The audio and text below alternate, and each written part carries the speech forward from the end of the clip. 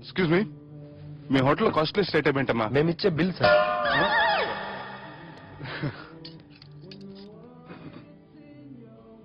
సుబ్బు బాగుంది,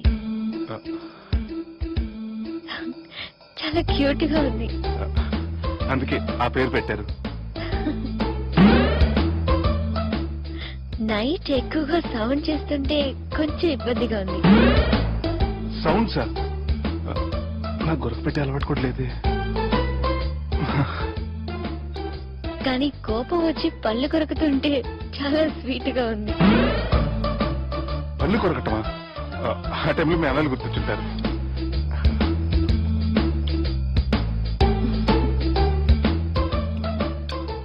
అన్నట్టు గుమ్మడికాయ పులుసు చాలా బాగుంది.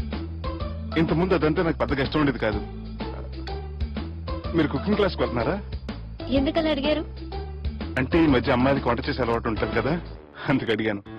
నాకు వంట చేయడం వచ్చు.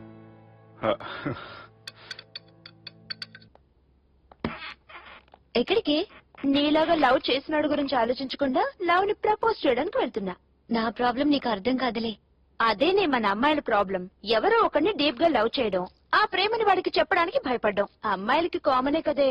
అతనికి నేనంటే ఇష్టమో కాదో తెలియకుండా ప్రపోజ్ చేయడం ఎలా? భయంగా ఉంది. ప్రేమించిన వాడి దగ్గర ప్రేమించాను అని చెప్పడానికి భయం ఎందుకే? అయినా ప్రేమించక ముందు ఆలోచించచ్చు, ఆ ప్రేమని చెప్పడానికి ఆలోచించకూడదు. నువ్వు వెళ్ళి అతన్ని ప్రపోజ్ చేయి, డెఫినెట్ గా అతన్ని లవ్ యాక్సెప్ట్ చేస్తాడు. All the best. ఈ ప్లేస్ నీకు సెంటిమెంటా? అవును, నా లైఫ్ కి సంబంధించి ఏ నిర్ణయం తీసుకోవాలనుకున్నా ఇక్కడే కూర్చొని ప్లాన్ చేస్తాను. I feel this is my lucky place. అవును, మీరు పెద్దగా ఎవరితో కలవరనుకుంటా? అవునండి, ఎందుకో తెలీదు, అందరితోనూ తొందరగా కలవలేను.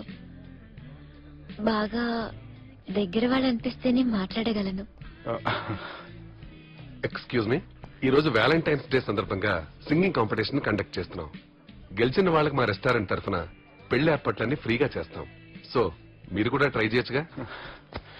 ఏంటి పాడడానికి వెళ్తున్నారా? లేదు లేదు, నేను పాడితే ఇక్కడ ఉన్న వాళ్ళు ఎవరో పెళ్లి చేసుకోరు. వాష్రూమ్కి వెళ్తున్నా.